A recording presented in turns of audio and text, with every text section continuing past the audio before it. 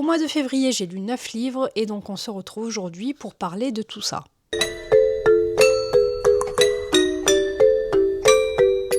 Alors avant de commencer ce bilan lecture du mois de février, je doute beaucoup sur la structure de ces bilans et notamment sur les résumés des livres parce que je suis très mauvaise à ça et qu'à chaque fois ça me prend un temps fou, donc je sais pas trop si je vais continuer à résumer les livres avant d'en faire une critique, enfin d'en faire une critique, non, je fais pas de critique de livres, j'exprime surtout mes ressentis.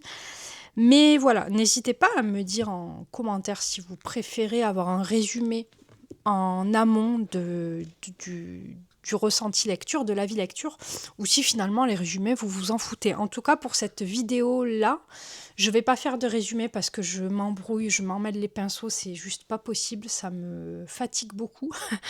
Donc, je vais parler de chaque livre que j'ai lu en exprimant simplement mon avis dessus. Donc pour ce bilan où il n'y aura pas de résumé, il n'y aura pas non plus d'ordre de présentation précis, je vais prendre les livres tels qu'ils me viennent sous la main. Mis à part pour le dernier, parce qu'il s'agit de Betty et que j'avais envie de passer un petit peu plus de temps sur Betty que sur les autres roman de ce bilan de février. Donc voilà, au moins vous le saurez. Le dernier livre, ce sera Betty. Alors, le premier livre que j'ai à vous présenter pour ces lectures du mois de février, c'est Sauveur et Fils, le premier tome, écrit par Marie-Aude Murail. Là, moi, je l'ai aux éditions École des loisirs. C'est un emprunt médiathèque, il ne m'appartient pas.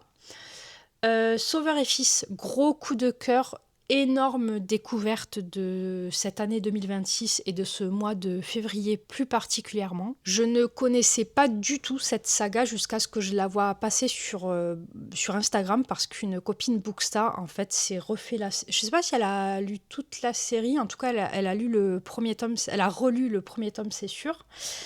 Et en fait ça m'a vachement intriguée parce que déjà le hamster de la couverture, bien que la couverture je la trouve très moche, c'est quand même un peu intriguant d'avoir un hamster comme ça en couverture. Et puis, j'avais cru comprendre que c'était une lecture assez douce et je venais de terminer Betty et j'avais besoin d'une lecture qui puisse un petit peu me réconforter. Du coup, j'ai tenté Sauveur et Fils et énorme coup de cœur dès les premières pages. Les personnages sont ultra attachants, autant les adultes que les enfants, parce qu'il y a beaucoup d'enfants dans ce roman. En fait, c'est une saga jeunesse, donc forcément, il faut que les jeunes puissent s'identifier aussi. Bien que ce soit de la jeunesse, Marie-Aude Murail, ça n'empêche pas en fait d'aborder des sujets importants de la vie en général. Et je trouve que c'est un roman parfait en fait pour désamorcer certains sujets tabous qu'on doit aborder par exemple avec ses propres enfants. Dans ce tome, par exemple, on va parler de scarification, de phobie scolaire, on va parler d'énurésie. L'énurésie, pour celles et ceux qui ne le sauraient peut-être pas, c'est le fait de faire pipi au lit. Pour moi, Marie-Aude Murail, elle a vraiment créé l'équilibre parfait entre le fait d'aborder des sujets qui peuvent être importants et aussi le fait de se retrouver en fait dans une histoire qui soit hyper cocooning, quoi. Donc voilà, en fait, tu lis un tome, tu as envie de rester dans l'histoire toute ta vie. Hein, finalement, en tout cas moi c'est ce que j'ai ressenti.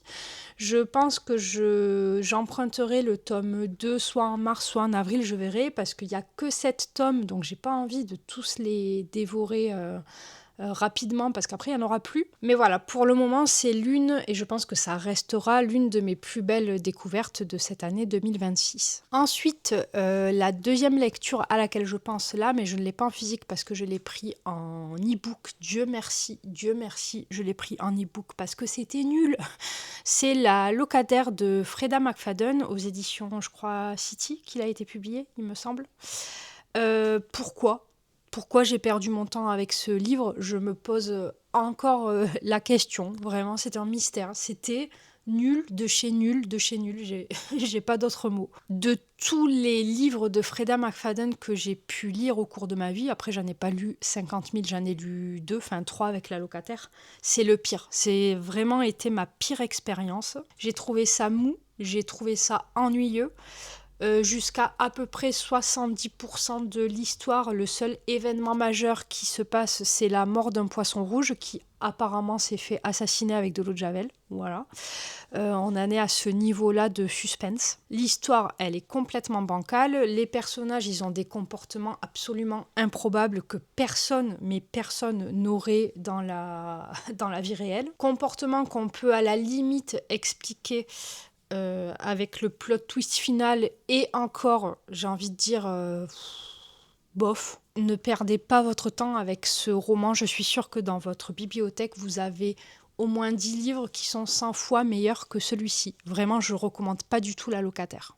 Le mois de février a également été l'occasion de continuer et terminer la première intégrale des Aventuriers de la mer de Robin Hobb. Là, je les ai moi aux éditions J'ai lu. Là, on est sur une suite de sagas, donc je ne vais pas épiloguer 150 ans sur le pourquoi du comment j'ai aimé ou pas aimé, parce que j'ai pas envie de vous spoiler l'histoire. Tout ce que je peux dire, c'est que j'ai adoré le tome 2 et j'ai trouvé le tome 3 absolument incroyable. Voilà, c'est tout ce que j'ai à dire. Là, en ce moment, je suis en train de lire le tome 4, toujours en lecture commune. Et c'est vrai que pour l'instant, c'est peut-être le tome qui me plaît le moins, ou c'est un petit peu... ça a du mal à démarrer, quoi.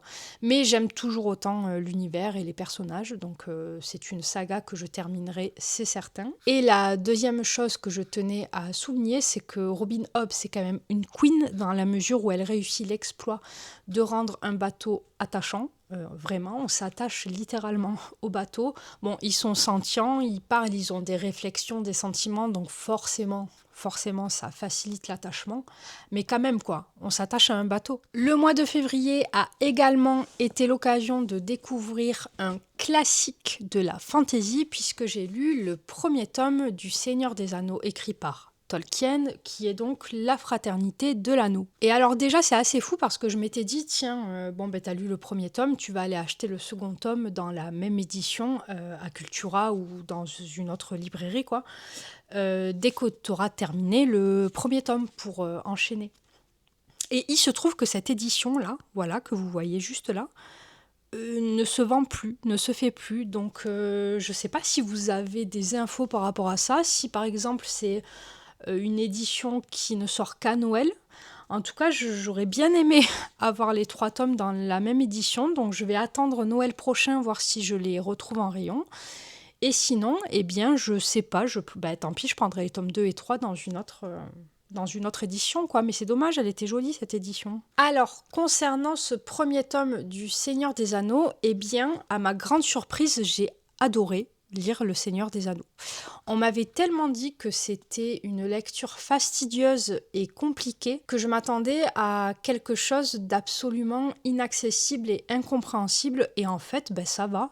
Moi, j'ai pas trouvé ça hyper complexe, en tout cas hyper difficile à comprendre. Quand j'ai commencé ce premier tome et que j'ai lu peut-être les 100 premières pages, vraiment je me faisais la réflexion de mais pourquoi tu t'as jamais lu Le Seigneur des Anneaux avant? Parce que c'est vraiment super bien, quoi. C'est une histoire que je ne connaissais qu'à travers les films, que j'ai vu une fois il y a 15 ans, donc j'avais assez peu de souvenirs également des films. Et j'ai été assez surprise en fait de constater certaines différences. Par exemple, Frodo ou Frodon pour les puristes, lorsqu'il part accomplir ce voyage jusqu'au Mordor, il a plus de 50 ans et moi j'étais un peu choquée de ça parce que dans le film il n'a pas 50 ans Frodon, il a peut-être je sais pas moi 25-30 ans quoi, mais il en a pas 50, ça c'est sûr. Donc voilà une première différence qui m'a surprise parce que j'ai trouvé ça rigolo quoi de voir comment ils ont adapté ça en fait au cinéma pour que ce soit peut-être un petit peu plus attractif.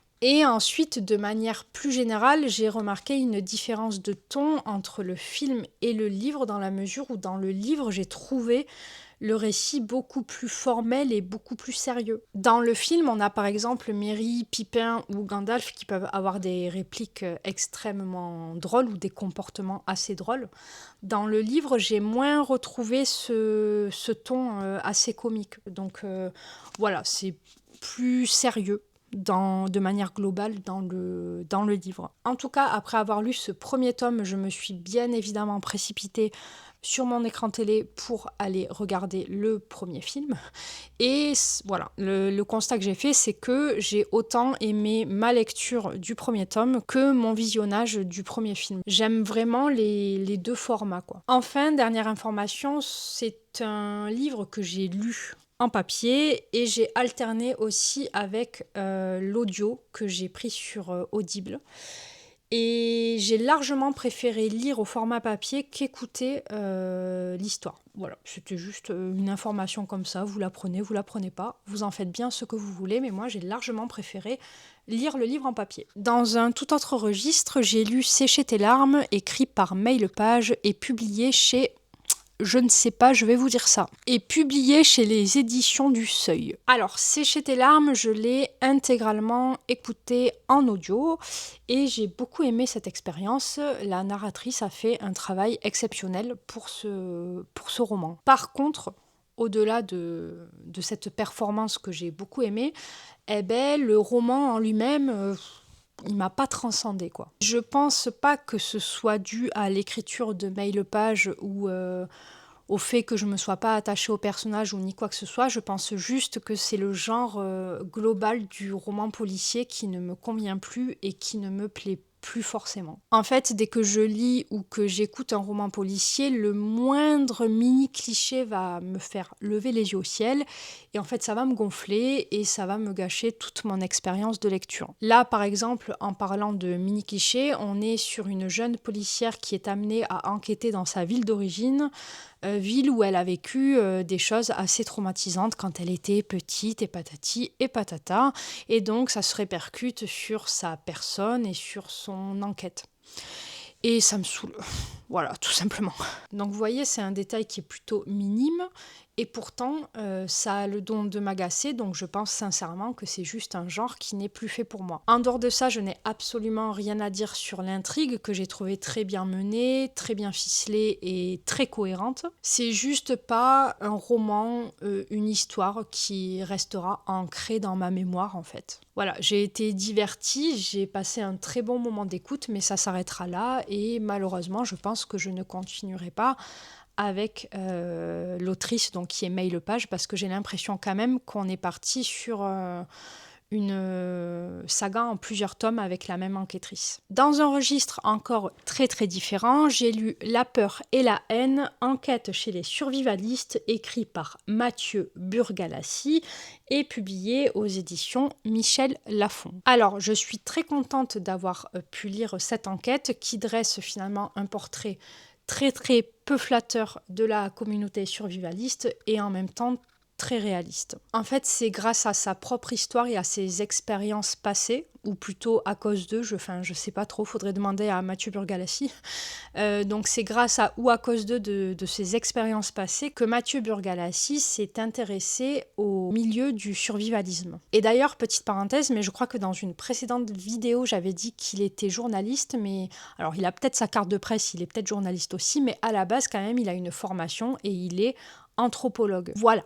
Parenthèse fermée, je tenais à rectifier l'erreur que j'avais faite dans une précédente vidéo. Alors je ne vais pas vous raconter l'intégralité de l'enquête parce que ça n'a aucun sens, donc je vous encourage fortement à aller la lire si le sujet vous intéresse. Mais en gros, ce qu'on apprend dans ce livre, c'est que le milieu survivaliste, c'est un milieu qui peut être extrêmement violent et surtout qu'il y a des liens très étroits avec l'extrême droite. Donc voilà, j'en dirai pas plus sur cette enquête, si ce n'est que c'était très instructif mais aussi hyper glaçant à certains moments parce que Mathieu Burgalassi nous raconte des expériences dans lesquelles il a pu être en très très mauvaise posture. C'est un livre que je vous recommande chaudement si le sujet vous intéresse. 8e livre lu en février et ensuite on passe à Betty.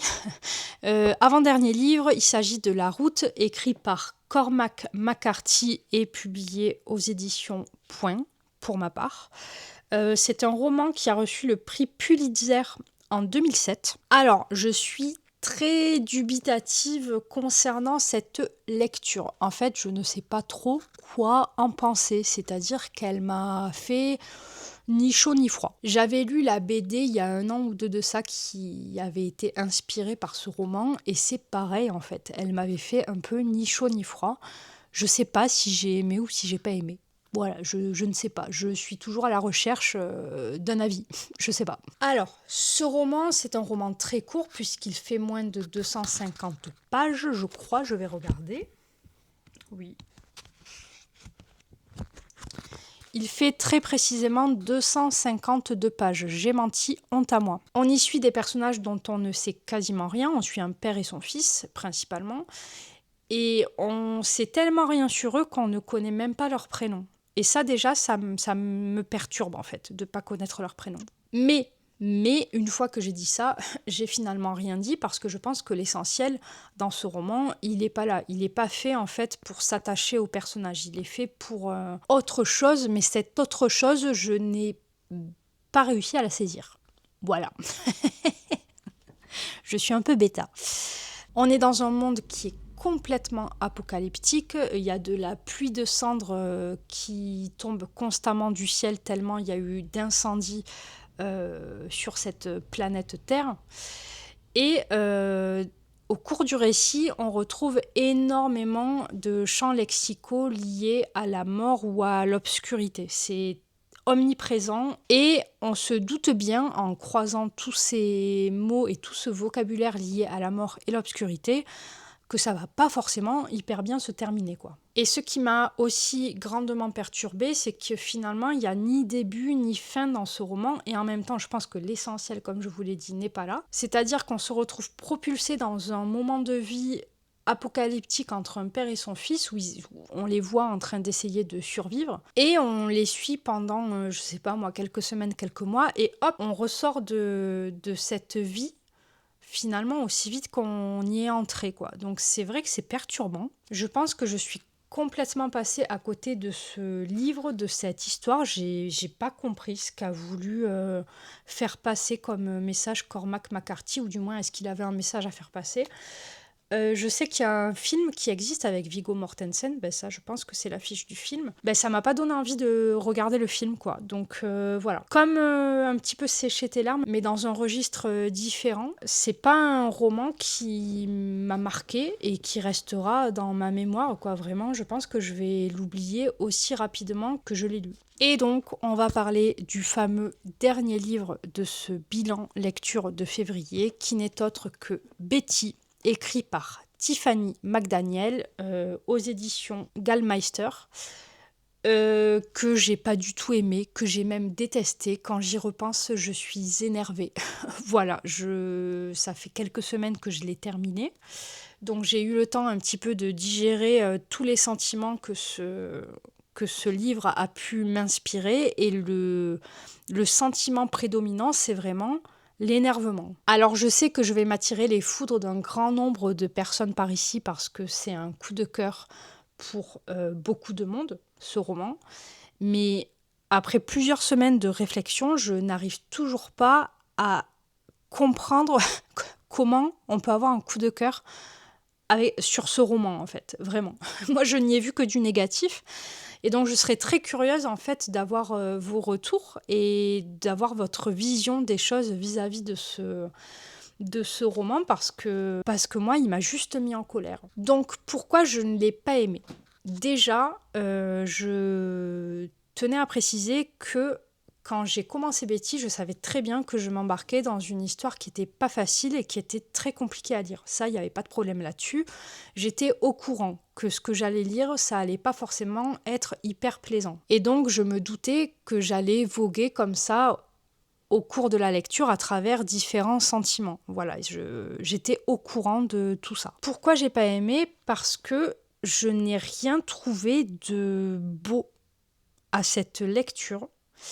Et surtout, je n'ai réussi à m'attacher à aucun des personnages, et même à celui de Betty. Vraiment, j'ai pas réussi. 3 fois je l'ai dit, donc c'est que vraiment, j'ai pas réussi à m'attacher au personnage. En fait, je pense que j'ai détesté cette histoire et que j'ai été complètement bloquée parce qu'elle est hyper sombre. Il y a énormément de violence, mais surtout parce qu'il n'y a aucune lueur d'espoir, quoi. Vraiment.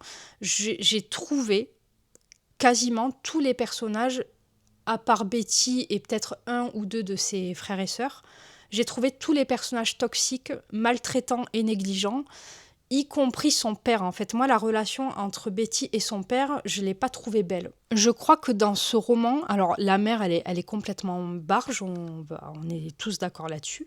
Après, elle a vécu des choses qui sont pas faciles. On est d'accord aussi, mais ça n'empêche que elle est complètement barjo. Mais quand je repense à ce roman, j'éprouve surtout de la colère vis-à-vis du père de Betty. En fait, je crois que c'est le personnage qui m'a le plus énervé du roman. Le mec, il est mou. Il est juste, il réagit pas. Tout ce qu'il fait, c'est raconter des histoires à ses enfants pour leur faire un peu oublier leur quotidien. Mais c'est tout ce qu'il fait. Tu vois ta fille se tailler les veines devant toi, tu vois ta fille complètement ravager ton potager, mais tu vas pas te poser la question de pourquoi. Pourquoi elle a ce comportement.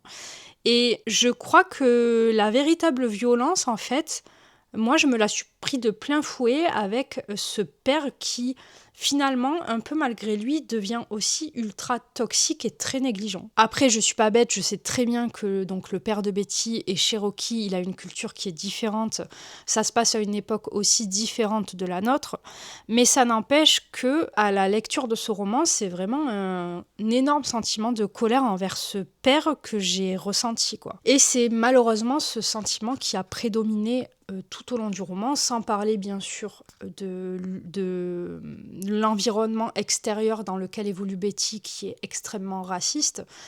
Enfin, voilà, moi, vraiment, dans cette histoire, je n'ai pas trouvé la beauté et la poésie que beaucoup de personnes ont réussi à trouver. Donc voilà, ça, c'était le premier point du pourquoi, du comment j'ai pas aimé Betty.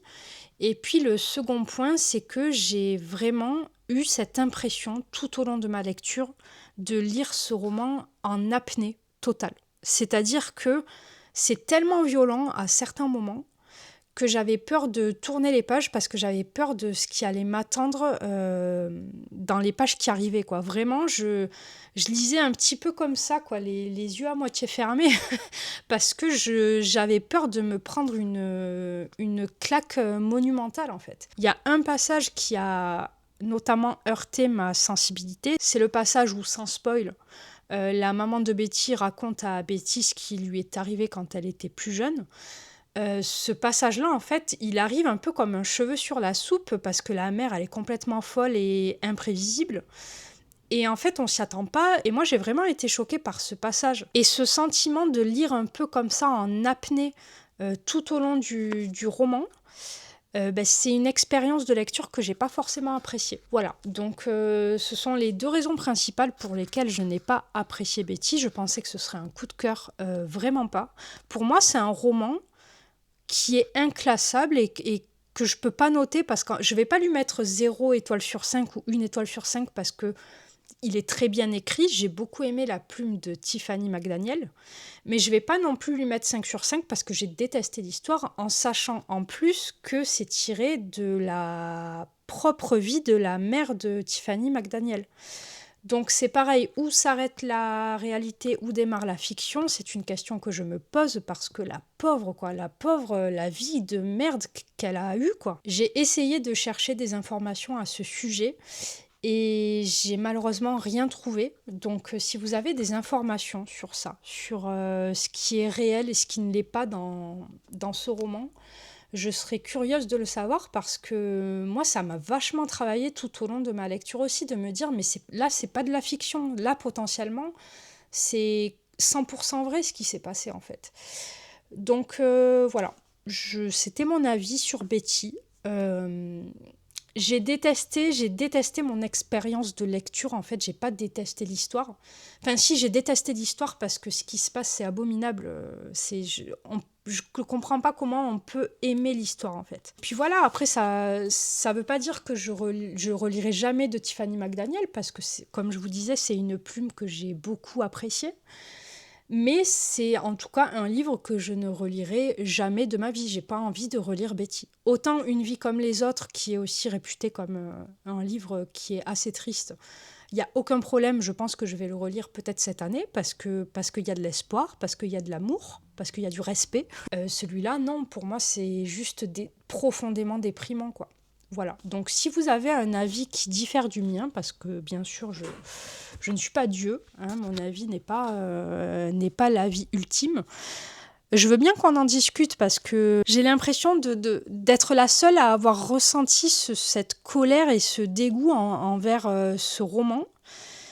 Et j'ai l'impression en fait d'être passée à côté de quelque chose de poétique que j'aurais pas saisi, mais vraiment moi je vois pas le côté poétique. Donc n'hésitez pas à venir en parler en commentaire ou en privé sur Insta ou sur YouTube, ça me ferait toujours plaisir. On est là pour partager. Je ne juge pas les personnes qui ont eu un coup de cœur pour Betty, absolument pas. Chacun est libre de ressentir les émotions qu'il ressent. Et bien voilà, nous sommes arrivés au bout de ce bilan du mois de février. Je suis toujours un peu mitigée par les bilans, je sais pas trop si je vais continuer ou si je vais y donner un autre format, mais je trouve ça un peu relou, un peu chiant, un peu redondant. Dites-moi si vraiment ce format-là vous intéresse ou pas, parce que je sais pas, moi je suis pas forcément hyper emballée à l'idée de filmer cette vidéo tous les mois, c'est pas la vidéo que je préfère filmer, et j'ai l'impression qu'en fait mon avis on s'en fout un peu, non? Voilà, je sais pas trop. Ou alors je vais essayer de trouver peut-être un autre format. Si vous avez un avis là-dessus, n'hésitez pas à m'en faire part. Et puis, on se dit à bientôt pour une nouvelle vidéo.